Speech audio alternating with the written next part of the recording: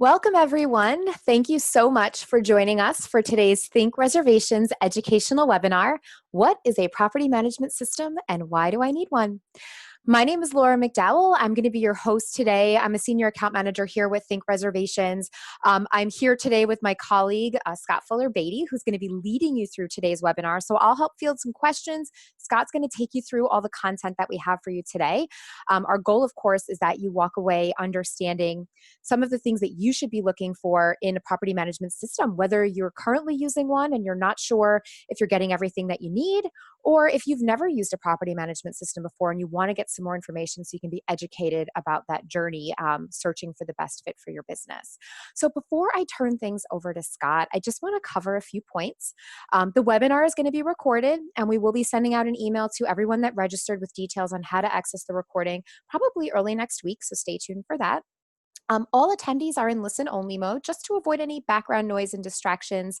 However, if you have any questions at all during the presentation, we will be happy to answer those for you. So what you'll want to do is use the Q&A button. You'll find that in the bottom menu of the Ring Central meeting that you're in today.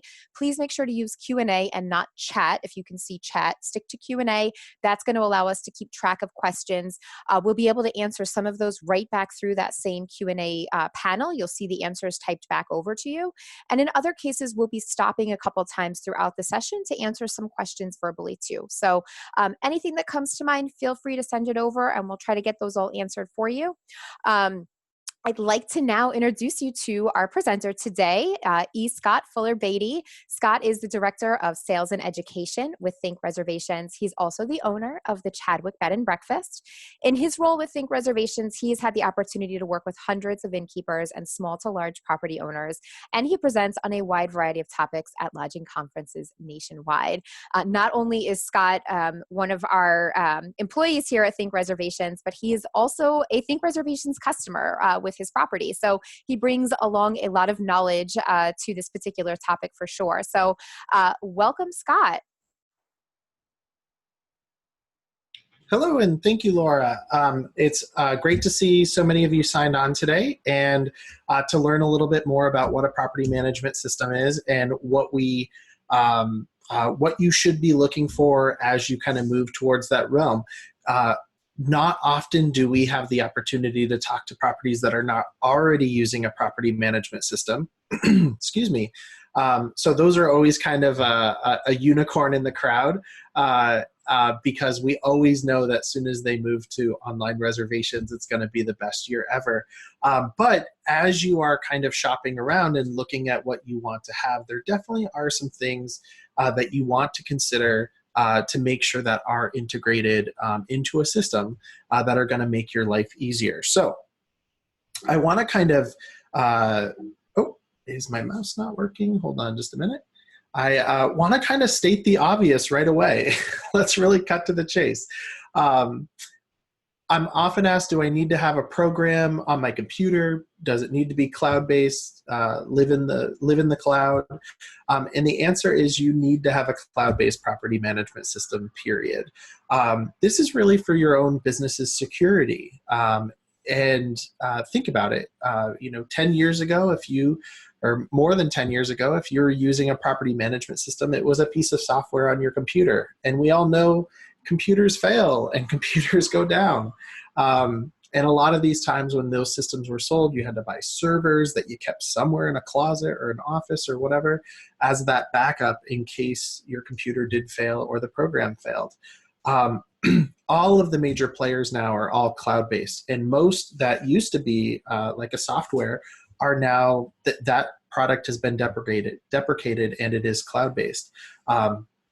And I say all the major players out there, they definitely have all moved over to that cloud base. That means that there are still property management systems that are not cloud-based, that live on your computer. And I would just say absolutely avoid those at all costs. Not only could you lose that data if anything happens to the computer, but they may not be as secure as you think they are, especially when it comes to things like credit card processing and retaining that sort of information. So cloud-based property management system, that is like number one that I kind of want to get across that you should be considering. So what is a true property management system? I believe that a true property management system, which is PMS, that's what we're talking about here. So two are interchangeable, that it's really three parts. And the first part of it is the online booking engine. The online booking engine is where guests are going to make their own online reservations.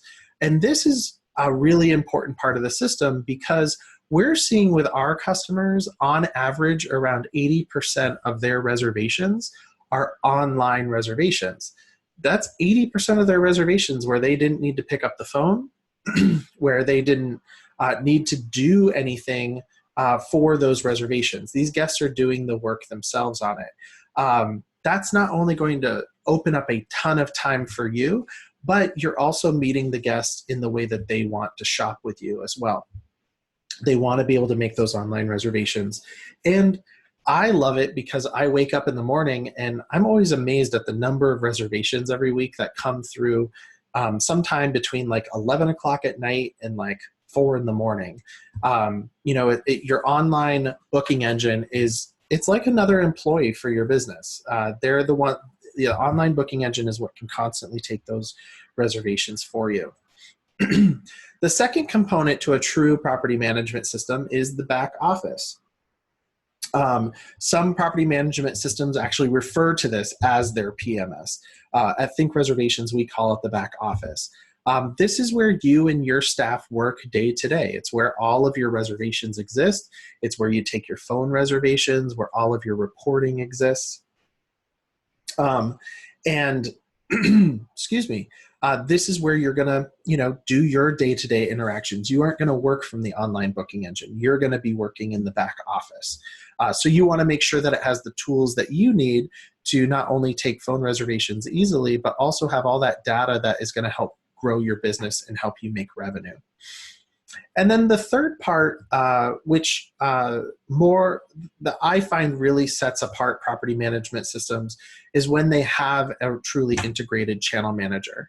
The channel manager is the tool that allows you to manage all of those online travel agency reservations from sites like Booking.com, Expedia, Airbnb.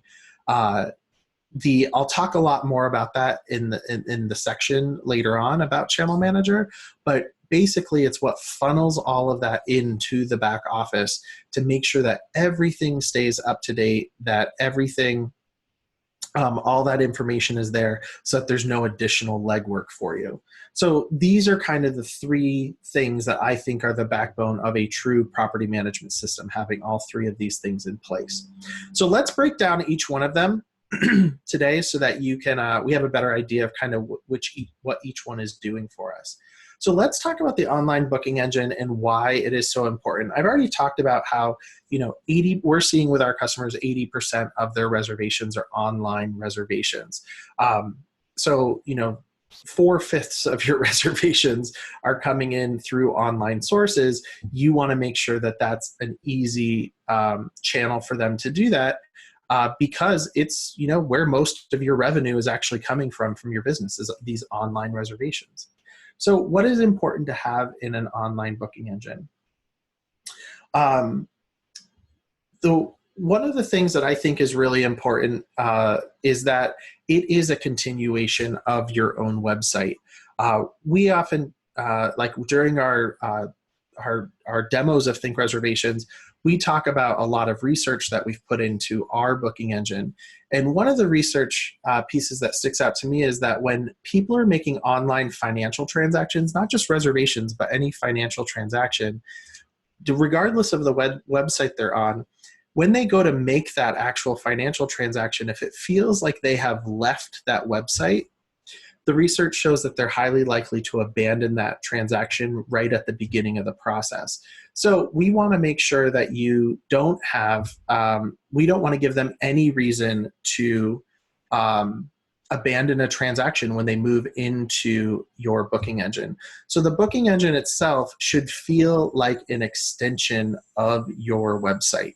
The way we do that at ThinkReservations is we match things like your headers and footers so that the guest doesn't feel like they've left your website, even though with nearly every property management system, you're moving over to their secure servers to make that financial transaction. Okay.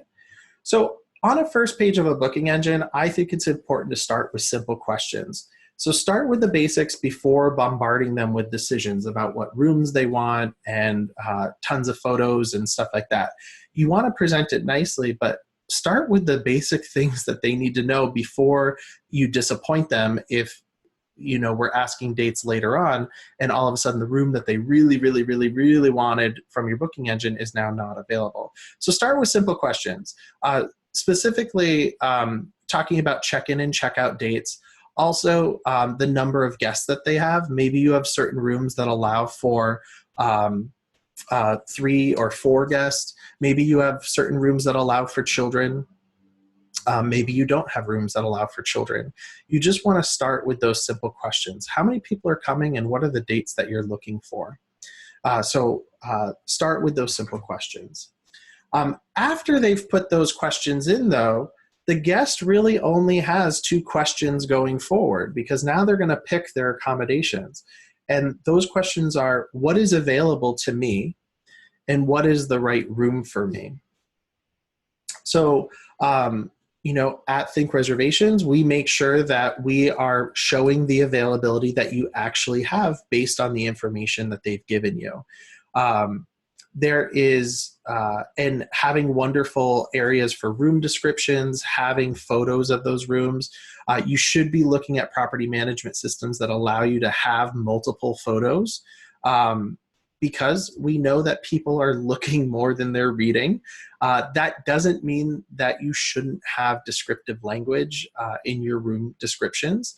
I think that all of it is important. There's no one that trumps the other, but making sure that you have those great images, have that great text there, and use rich language that is going to, get them excited about choosing that room. So I'll use the example right here with the Baxter room. At this property, happens to be my property. I did a screenshot of my property. The Baxter room, it is our smallest of our rooms. But we're very, based on the description, we're upfront about that. But we use language like it's the most private of our rooms because it is set apart from all the other rooms. It is one of our guests' favorite rooms, even though it is one of our smallest rooms that we have. It also has a beautiful renovated private bathroom that's across the hall. So we're giving them all that bits of information. You can really set that guest expectation.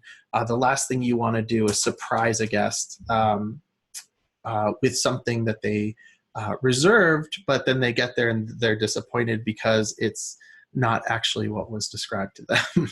So use that, highlight the positive things about those spaces. So, and answer those questions. What's available? What's the right room for me? Maybe the right room is the one with the king-size bed or the lake view or the jacuzzi tub or whatever your amenities are.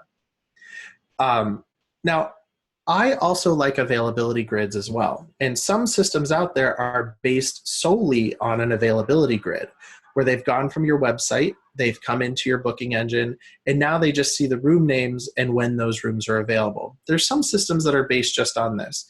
However, an availability grid does not answer the 2 questions that a guest has at this point, which is, again, what is the right room for me and what's available? It answers the available question, but to figure out what the right room for them, you'd really have to go back to their website to look at the photos or the descriptions back on the website. And what we want to do is keep them moving forward in that booking process. We never want to give them a reason to have to go back to your website. You want to have that information right there on the page for them. At Think, we actually do a hybrid approach, and we offer both the descriptions of what's available, but you can also optionally have an availability grid turned on as well. I think the other added benefit of the availability grid is maybe they were on your website and they fell in love with a particular room on your website. And in their search results, that room isn't coming up. This answers the question for them of why it's not. It's because the room is unavailable. It's already been booked. However, now if they have flexible travel dates, and we know travelers have more and more flexible travel dates these days, they're able to make those adjustments to either stay in the room that they want or, make the decision to stay in another room. We have a bunch of staff members here that have either owned their own property or currently own their own property. And we all have experienced guests letting us know that also just looking at the availability grid, seeing that a room was open for 2 consecutive nights or 3 consecutive nights, that was all it took them to book that extra second or third night to stay at the property, just seeing that they'd be filling up a hole. So it's, I think it is also a great tool if you have it, to use it, because it could result in longer reservations for you, which equals more revenue for your business. And who doesn't want more revenue? And speaking of revenue, another thing that I think is important in a booking engine is the ability to offer multiple rate types as well. This gives people more options as well. So not only are we looking at what's available and what is the right room for me, but what is the right way to stay also. Now, a lot of our websites, we have very convincing and flashy home pages. Our room pages, every property I go to has a rooms page, and a lot of times there's a lot of information right there, and that's enough information to make the decision that, you know what, I want to go check and see what's available and what the prices are to go into the booking engine. Maybe they never made it to your packages page or any of the other wonderful pages that you have on your website that talk about more of what they can do or purchase or experience at your property. I specifically am highlighting packages as a rate type as a way to use multiple rate types, because we're finding that it is really profitable for the properties that use this. As I said, maybe they never made it to your packages page. This particular property has taken their most popular packages, what I call broad scope, and they've where that would apply to like 80% of your guests or more. So things like those romance packages, relaxation packages, or whatever your unique selling proposition is. This is where they've taken the price of that room and packaged it together with all of those package components to offer one price.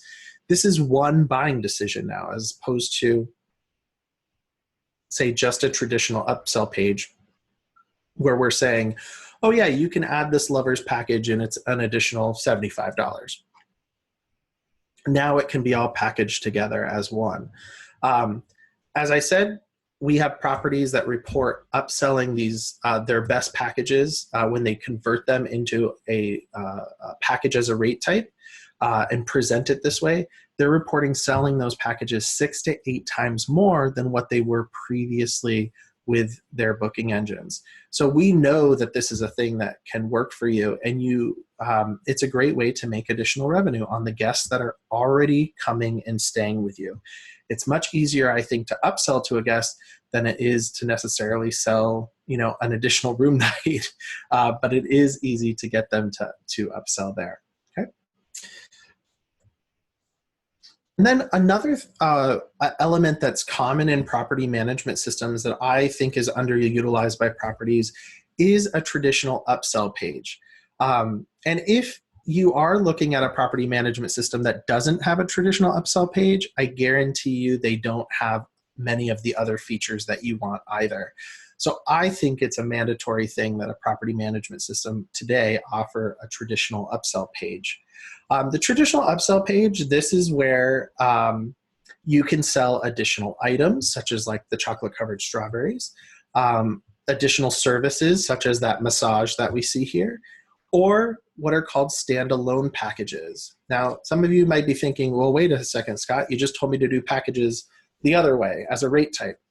Well, the packages that do really well on a traditional upsell page are the ones that are more targeted towards specific types of guests. So when I was talking about on the previous slide about a rate type, I was talking about those broad scope would apply to everybody. You want to put that in front of everybody, like a lover's package. The packages that do really well are the ones that are more targeted on this page. So those celebrating an anniversary, or those coming for a baby moon, that's pretty popular today, that are more targeted towards specific types of guests for you. The other thing that I think is a nice feature to have, although I won't say required, I think it's a really nice feature to have, is to have your traditional upsell page be something that is curated to the guest who has made it this far in the booking process. Meaning, maybe you need at least 2 days notice to make these chocolate covered strawberries.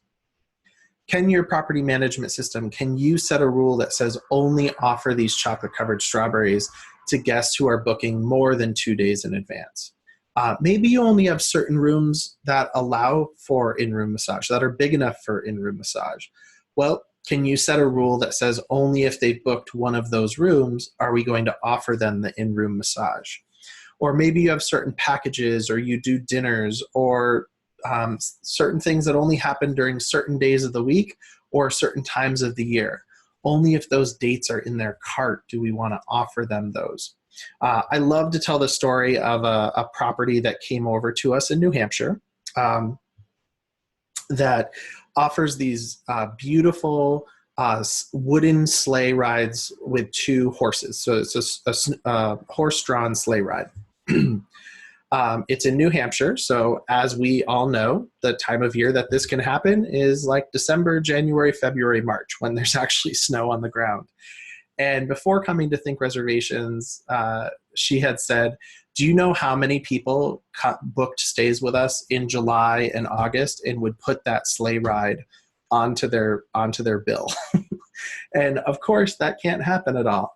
But her property management system didn't allow her to curate that experience for that guest to make sure that they were only being offered that if they were coming during an appropriate time of year.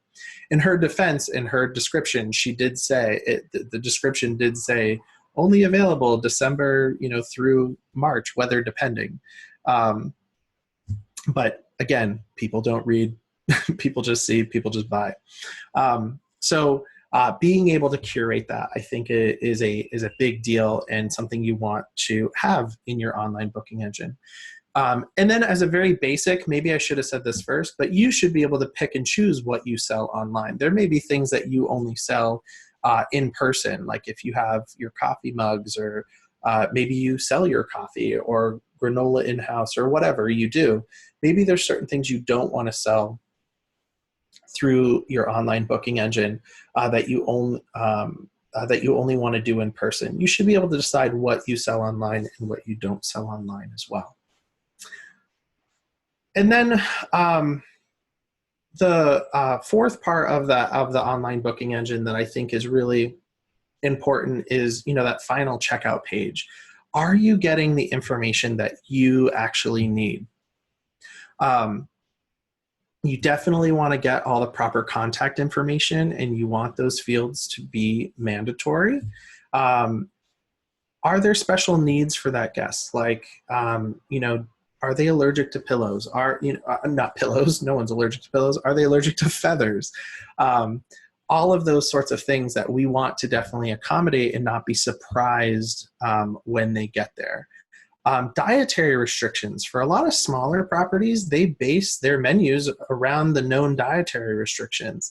And it is very frustrating when you have put together this wonderful breakfast and you go to serve it, and all of a sudden you're given a list of, I can't eat that, I can't eat that, I can't eat that. Now, having it in your booking engine, I'll tell you from my own experience, isn't going to prevent that from happening, but it really does reduce it. And for the people that actually do provide those dietary restrictions for you, it just makes a much better experience for their stay. I can't tell you the number of reviews that we have where people have said, I let them know I was gluten-free, and all 4 mornings we had delicious gluten-free breakfast. We're totally able to accommodate our dietary restrictions. So I really like that dietary restrictions box especially for my property, because I put myself in the small property category. Arrival time, again, can be very useful.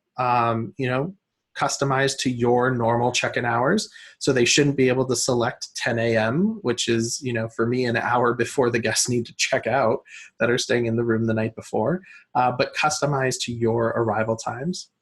And really important is that you want to make sure that your system is creating that timestamp, that digital signature of when they agree to your policies.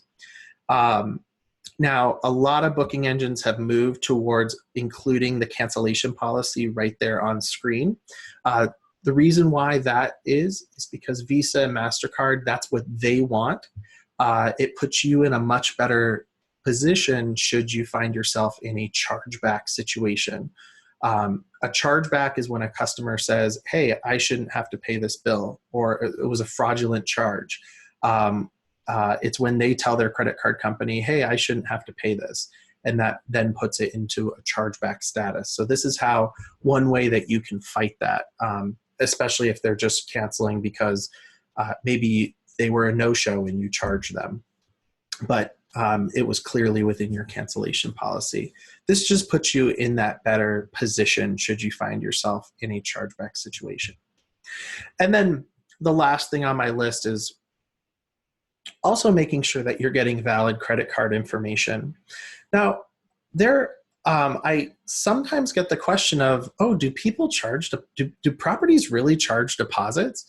And I think a lot of people are actually surprised to hear our answer. And the overwhelming majority of our customers, 90+%, I would say, I would even venture to say over 95% of our customers do charge some sort of a deposit. So you aren't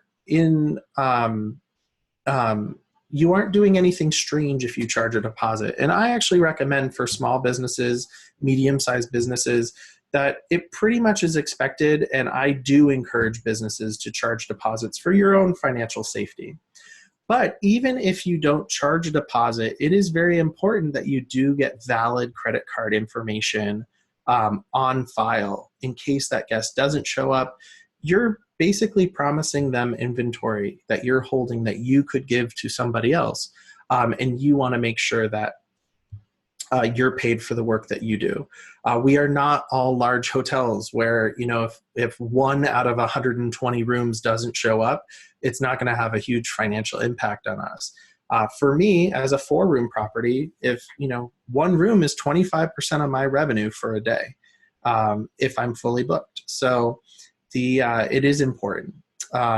So make sure that your system is collecting at least a valid credit card or getting a credit card, but also validating it to make sure that that it is a valid credit card. At ThinkReservations, we take it a step further also, where if not only does the guest need to provide a valid credit card, but if you charge a deposit, that deposit has to be able to go through as well. We automate that process for you. So we don't allow reservations to go through unless they have a valid credit card. And if you charge a deposit, that deposit goes through as well. So I want to take a quick break right here because that's the end of the online booking engine section. I want to see if there are any questions that have come up that I can answer. Go ahead, Laura. All right. Thank you so much, Scott. Just as a reminder, if you have any questions at any point during the session, just go ahead and use the Q&A button that you're going to see in the menu, probably along the bottom menu of the screen. Click on the Q&A button. You'll receive a pop-up box that will allow you to type out a question and submit it, and we'll be able to keep an eye on those as we move forward.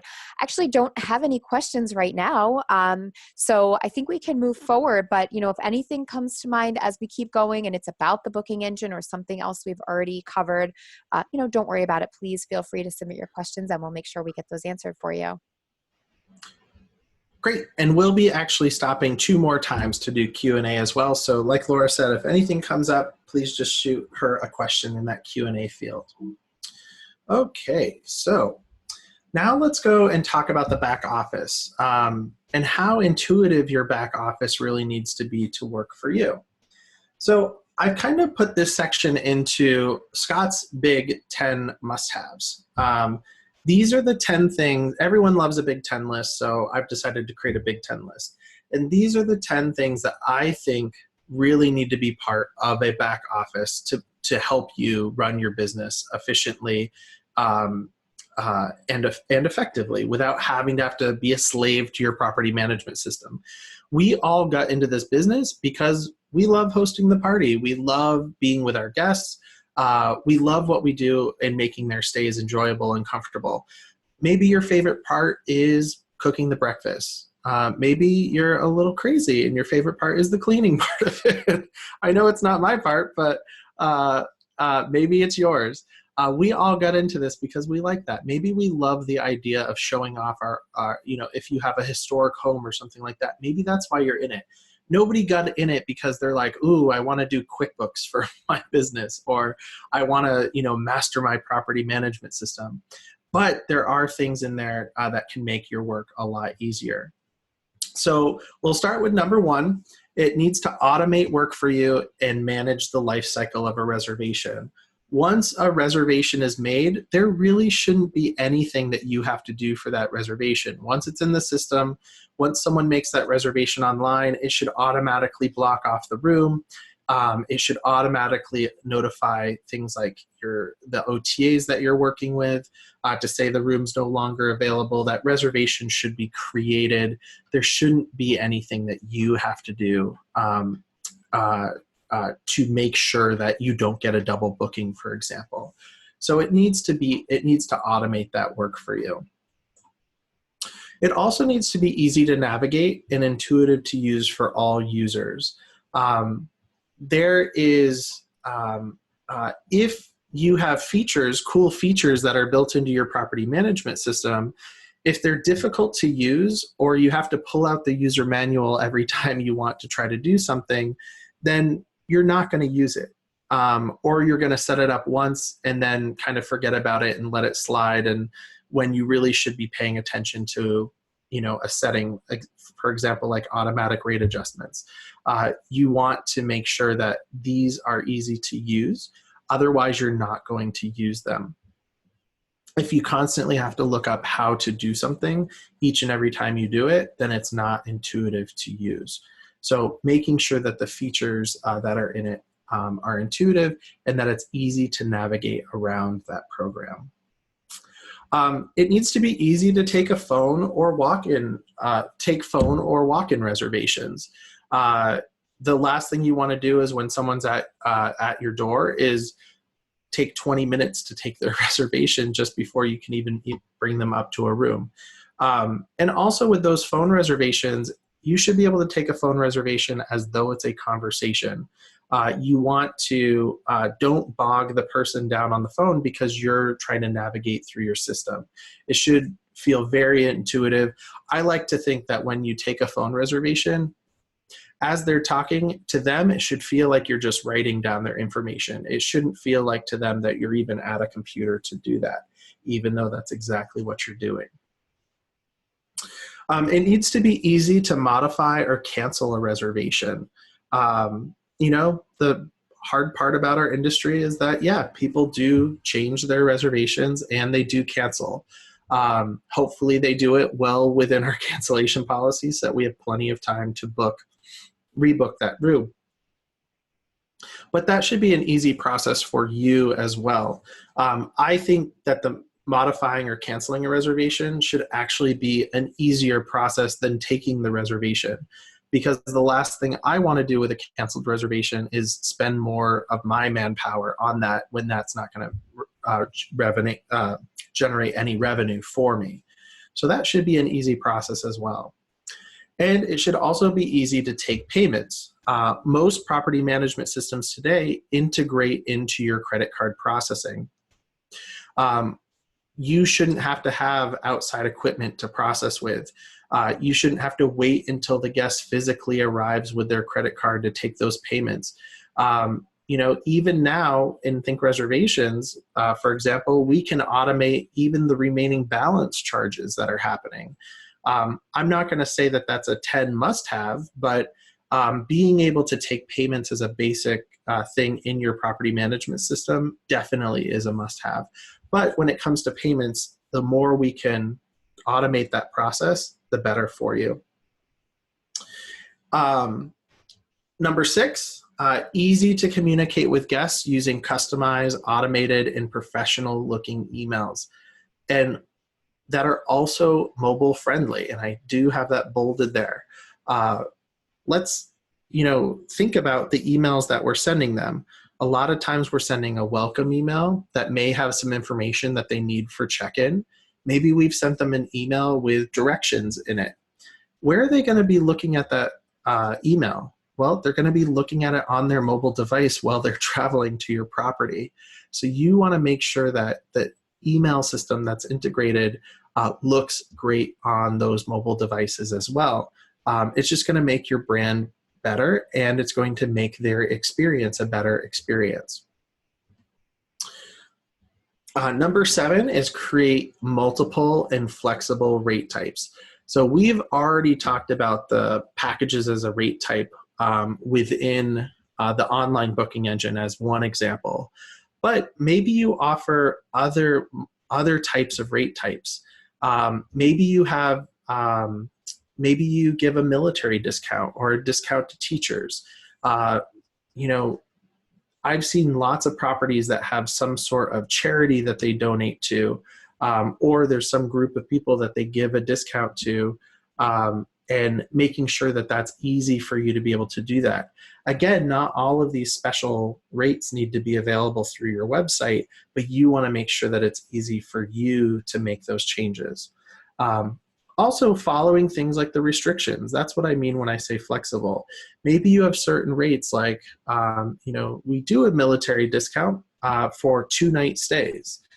You want to make sure that that military discount is booked on 2-night stays or longer.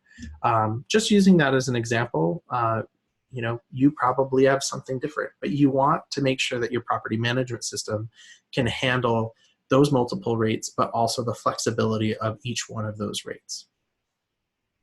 8 is easy to manage automatic rate adjustments. So automatic rate adjustments, sometimes in systems it's called automatic yield management. These are rules that you can set in your property management system that says raise or lower the rate based on certain booking conditions. So maybe it's how far ahead that they're booking or how close to their booking date. And this will, maybe you have a rule that as rooms book, if we're a good 6 months out, as rooms book, we're going to have the other rooms raise their rate a little bit. Or maybe when it gets closer to a check-in date, if there's rooms still available, maybe we have automatic rules that say, okay, lower them to try to get those last few to sell. That is a great, great feature. And all of the major property management systems out there today have this incorporated into it. The question is, have they made it easy to use? So you want to make sure that that's easy to use. We know from our own customer base that our customers who use automatic rate adjustments, they are making more money year after year after year using that feature. They are able to, the more revenue you make, the more valuable your property is when you go to sell it. It's a great feature. Everybody, I feel, should be using it. But if it's not something that's easy to use, if it's not intuitive to use, you're not going to use it. So it's not just enough to have it, but make sure that it's easy to manage those. Number 9 is easy to read, yet comprehensive reports and task management. Reports are what help you make your business decisions. There are some systems that have tons and tons and tons of reports. There's some systems that have very few reports. There's some systems that tell you, actually, these reports aren't ones that you need when everyone else is telling you you need them. So you want to make sure that they have comprehensive reports for you to help you make business decisions on things like pricing and when, seasonal rates and restrictions and stuff like that. And I threw task management in here as well because what I'm referring to with task is those things you have to do when those upsellable items are purchased, like make the chocolate covered strawberries, get them into the room, order that dozen roses, make that chocolate board, schedule, the massage. you want to make sure that those aren't surprises on the day of arrival of, oh my gosh, there's all this work I have to do. Having a task management tool within your property management system, when it's automatically putting those tasks, each time chocolate covered strawberries are ordered, we have to do the same exact set of things. We have to make the strawberries, we have to chill them, we have to get them into the room. Those should all appear in a task management solution for you to tell you to do those every time those chocolate covered strawberries appear on that bill. So I think that's it's one of the features in ThinkReservations that has actually made our afternoons so much easier at the inn, because we are not running around because we forgot to do something. It's made it a lot easier. And then 10, easy to sell and redeem gift certificates. Gift certificates can be a great way to promote your business, and can be a great way to broaden your customer base. The people buying your gift certificates 99% of the time are people who have stayed with you already, and they want to share that experience with somebody else. So they're, in essence, bringing you a new customer. And hopefully that person will have a great time and they'll bring you more customers. So I look at gift certificates more of like a marketing thing. So having gift certificates that you can sell through your website, through your online booking engine, the ability to sell them over the phone or in person, they need to be easy, again, or you're not going to do it. And also redeeming that gift certificate should be easy as well. You shouldn't have to look up the information about that gift certificate. Your property management system, when you go to apply it to a bill, you should be able to do something as simple as putting in that gift certificate number or code and have the system automatically make the adjustments to the gift certificate based on what they're purchasing. So making sure it's easy to redeem as well. Now, that is my big 10. However, when I really got to thinking about it, there is one additional must-have. And no one likes a big 11 list, so I kept it with a big 10 list. So my 11th is your back office really needs to integrate with Google Analytics with e-commerce tracking turned on. Google Analytics is absolutely free. You don't have to pay anything for it. And you will work with your web person, or if you're your own web person, you do need to install it on your website. I won't say that it's like an advanced thing, but I also won't say that it's just a beginner thing. There's definitely tutorials on how to do it on your website if you want to do it yourself, if you have access to it. But for me, I definitely say let's leave it to the marketing people, whoever does your website, for you. It's easy for them because they do it all the time. But it's installed on your website, but that also has to connect to your property management system. And what Google Analytics is tracking is, where are people coming to your website from? So they're able to follow that person who maybe found you on your TripAdvisor listing, that came then to your website and then went through your website and then went into your booking engine. Remember, the booking engine is an extension of your website. If your booking engine can't connect to your website's Google Analytics, then that's the point where it stops. You don't get to see that full progress of not only who visited your website, but who spent money on your website. And that's where the e-commerce tracking comes in. If you have that e-commerce tracking turned on, that guest who started on TripAdvisor and came to your website, we're going to follow them all the way through the booking engine. And if they make a $500 booking with you, we're going to say, hey, traffic from TripAdvisor brought in $500. And you'll then see that in your e-commerce analytics with Google Analytics. This really helps you know what marketing efforts are paying off for you. If you're spending money to be part of an online directory, like B&B Finder, let's say, you should be able to track the traffic that's coming from B&B Finder, and you could be getting all the traffic in the world, but if it's not making you any money, then it's not worth your annual subscription to them to stay with them.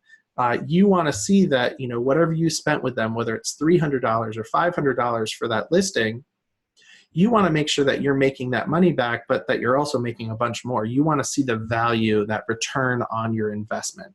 And that is what Google Analytics with e-commerce tracking is going to do for you. Okay, let's see if there are any questions that have come up about the back office. All right. Thanks so much, Scott. I have no questions right now. So again, please feel free to submit questions at any point. Just click on the Q&A button and you can type those over and we'll get the answers over to you. Okay, sounds great. So now we'll move into the last section, which is the channel manager. Making the most of our frenemies is what I say. Our frenemies that I'm talking about here are OTAs, online travel agencies. They are websites like Booking.com, Expedia, TripAdvisor, Airbnb, where you can make your availability to them.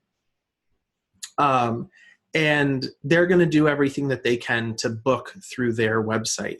None of these websites are ever going to do anything to get them to come to your website, except for TripAdvisor if you have a business listing with them. But they want you to book through their website. Why? Because you pay a commission then on that reservation. That's how they make their money. But OTAs are important because they can help create a billboard effect for your business. When people are coming to your area, they aren't necessarily Googling your property name. They don't know who you are. But instead, they're using broader search terms like bed and breakfast, Portland, Maine, or lodging, Albuquerque, New Mexico, wherever they're going to. And when they see those Google results, if they keep seeing your name over and over and over again, that builds authority for you to say, for that person to subconsciously be thinking, hey, this is a place people stay when they go to wherever you're located. So it can really help with that. And what we can't track is how many people do find you on an OTA, but then take the time to then Google your name to come to your website. There's no Google Analytic for that because there's no link on Booking.com to go directly to your website. But we do know that people are using Booking.com, Expedia, and TripAdvisor, and Airbnb now that they have the professional listings. We know that they're using them as like the first stop for shopping to figure out, some ideas of where they want to stay. And they are taking the time to then go to your website, and it is resulting in direct bookings through your websites. We know that happens. We just can't, say exactly how much because there's not a Google Analytic for it. But having that billboard effect, if they keep seeing my property is called the Chadwick Bed and Breakfast, if they keep seeing the Chadwick on social media and OTAs and articles and stuff like that, all of a sudden the Chadwick becomes more desirable to stay at because they keep seeing that name come up. Also, working with OTAs affects your Google Local Pack as well. I don't have a slide to kind of show you what the local pack looks like, but when you do a Google search for lodging Portland, Maine, or bed and breakfast Portland, Maine, at the top of those search results, you're going to have the paid advertisements. At the bottom of the page is where those organic listings are going to be, which of course you want to end up in the organic listings. But smack dab in the middle of the page, there's a map. And it gives local business suggestions. Usually it's 3 or 4 businesses that they're suggesting. And although Google says that they don't have to find a price for you to end up in that local pack, very rarely are we finding businesses come up that don't have a price there. And Google is always sort of secretive with their algorithms. So even though they don't say it's a requirement, it could possibly be. I'm not seeing searches come up with that without the pricing. And unfortunately, they aren't going to your website to find that price. They're taking the easy route and going to Booking.com and Expedia and their affiliate sites to try to find prices for you. So we know that it is having a potential effect on that Google Local Pack.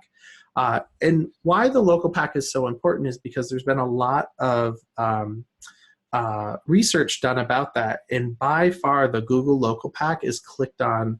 One of the 4 businesses listed in Google's Local Pack is actually clicked on far more than any other section of the page, that ad section or the organic results. So it is a great way to get that additional exposure. And as I already said, these OTAs, they aren't going to direct anyone to your website because they want to sell through their website. They're commission-based, and that's the only way that they get paid. So let's how do we make these OTA commission models work for us? Well, it's up to you to get in the driver's seat in that relationship with the OTAs. So know what your direct booking capabilities are. We all can identify times a year where we have no problem booking. If you're brand new to the business, maybe you're considering opening a business right now. Do your research about the area. When is your high season? When's your low season? When's your shoulder season?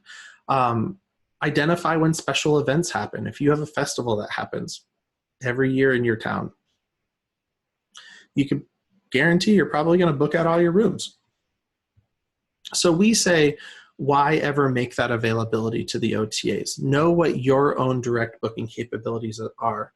I like to say that your website has hundreds of eyes on it, where their websites have tens of thousands of eyes on it. So statistically speaking, they're going to be able to book your rooms at a faster rate than you can.